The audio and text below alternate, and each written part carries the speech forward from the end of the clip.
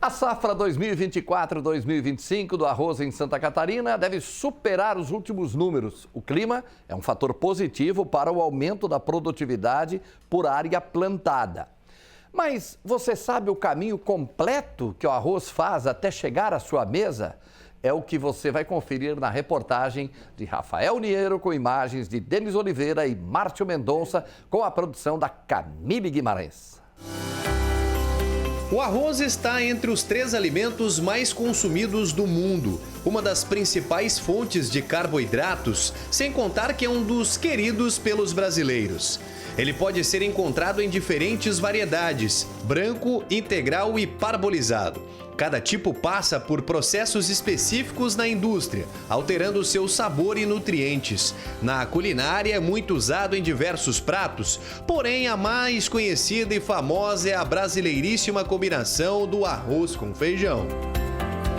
Olha, geralmente tem que ter um feijãozinho, tem que ter uma farofa e uma proteína, né? Uma carne, um frango, uma salada. Principalmente o arroz com feijão, que é tradicional, agora um risoto, uma galinhada também vai muito bem com arroz.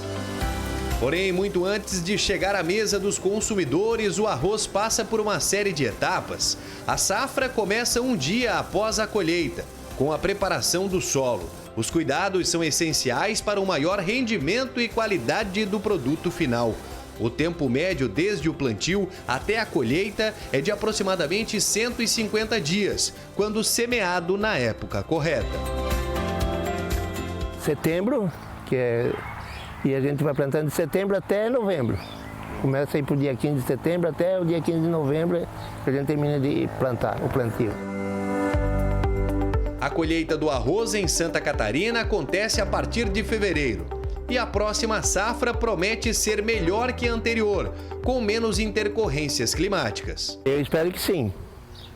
A expectativa esse ano é para ser um ano bom, é o que a gente espera, né? Fazer uma boa colheita. E tudo assim depende do tempo, né? Mas a gente espera que dê bom. O ano passado a gente teve um ano muito complicado, né? Desde do mês ali de julho, começou uma chuva bastante torrencial, a gente teve chuvas aqui na região de 150, 170 milímetros, e aqui é uma região que se planta bastante, algumas áreas em agosto, também teve uma chuva elevada, e também se concentra setembro, outubro, novembro. E outubro aqui a gente teve também, acho que praticamente 25 dias, dos 30 dias, 25 teve chuva. Então o arroz, quem já tinha plantado teve problema de desenvolvimento. Eram temperaturas que não eram elevadas e não tinham radiação solar. O arroz, apesar de precisar de água, para o seu desenvolvimento, ele precisa então também de energia e radiação para desenvolver. Na safra 2023-2024, os municípios da região sul de Santa Catarina e o Rio Grande do Sul, que é o maior produtor de arroz do Brasil, tiveram um impacto financeiro significativo. A queda na produção é resultado das condições climáticas que não foram favoráveis e provocaram muitos estragos na agricultura. A enchente que impactou, teve as rodovias na época que também ficaram interditadas, e aí houve desabastecimento por falta de entrega.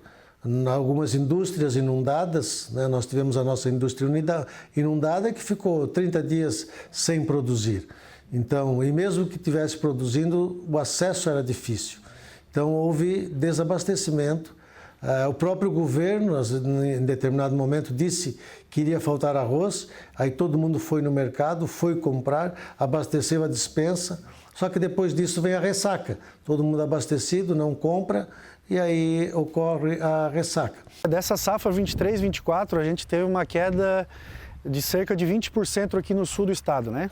Desde Tubarão, região de Criciúma, região de Araranguá, teve uma queda de praticamente 20 sacos, né? Dentro de produtividade.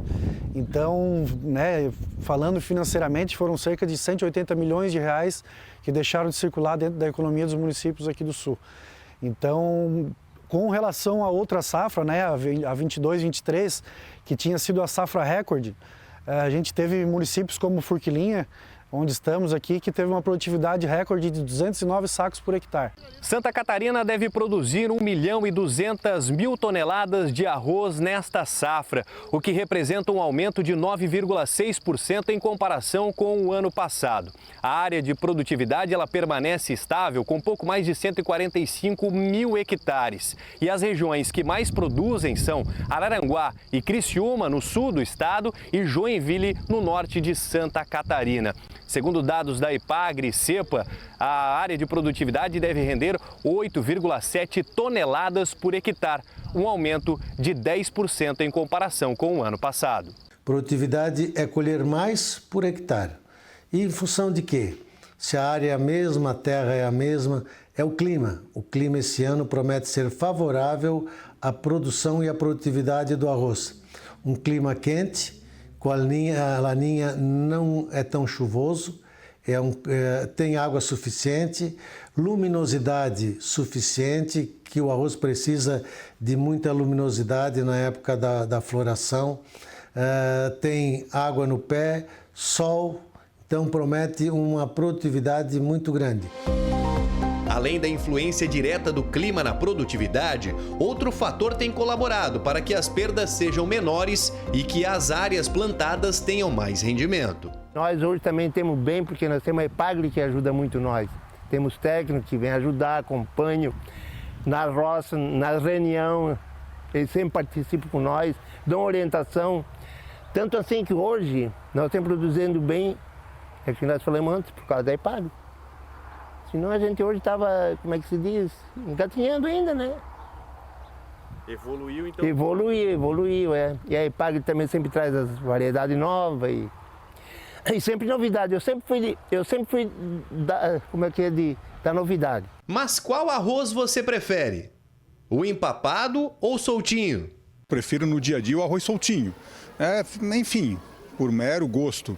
O arroz empapado ele vai combinar com algumas preparações, junto com frangos, com legumes, enfim. Daí depende do modo de preparo e da intenção da preparação.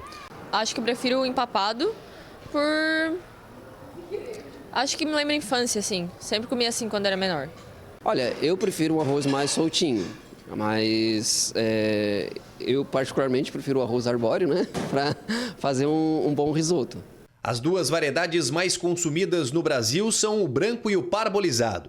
Cada um passa por um processo de preparação diferente, porém os dois são descascados e polidos.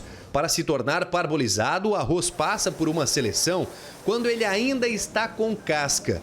Este processo leva em média 15 minutos para cada 30 toneladas. Depois disso, o arroz vai para o silo, ficando armazenado até passar para a próxima etapa. Ele compreende 3 etapas nessa parbolização.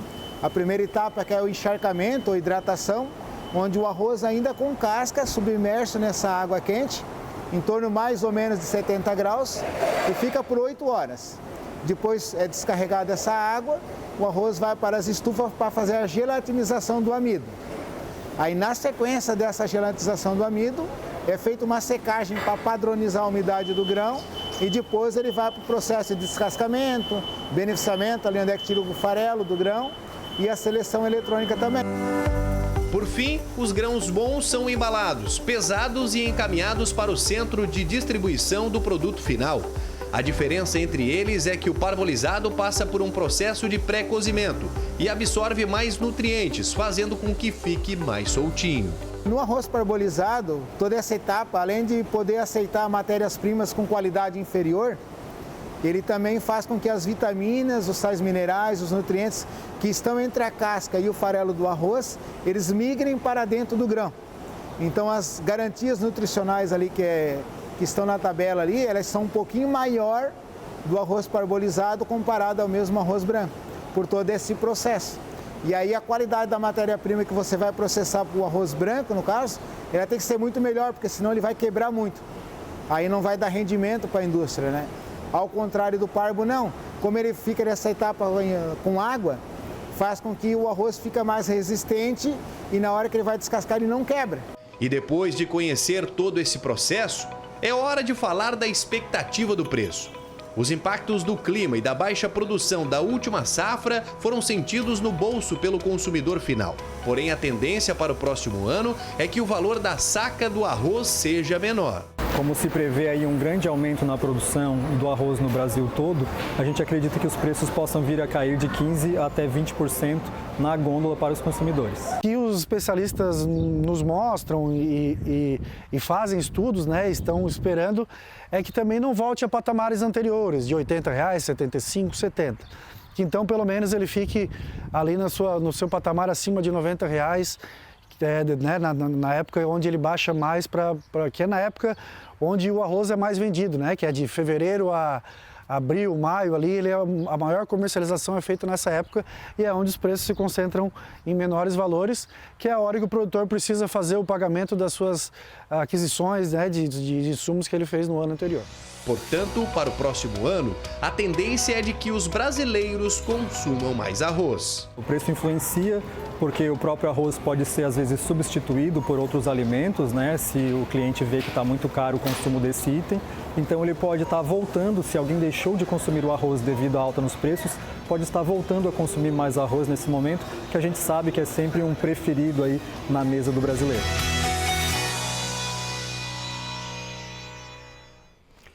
Meu caro telespectador, eu não consigo fazer uma refeição sem arroz e você é impressionante. O arroz é... Como é que você prefere o arroz? Tem muita receita, tem muita variação de receita, não tem? E parabéns aí a toda essa cadeia produtiva do arroz, que muito contribui aqui com a nossa região. Mais recentemente, o arroz deu um pulo aí, se mostrando bem para Santa Catarina, numa ação justamente aqui do sul do estado, na condição da presidência do Sindiarroz com o Rampinelli. Então, o sul do estado está dizendo o porquê tem toda essa característica, esse know-how. Que bom a gente falar de coisas tão boas aqui da nossa região. E parabéns a todos os envolvidos nesse processo do arroz.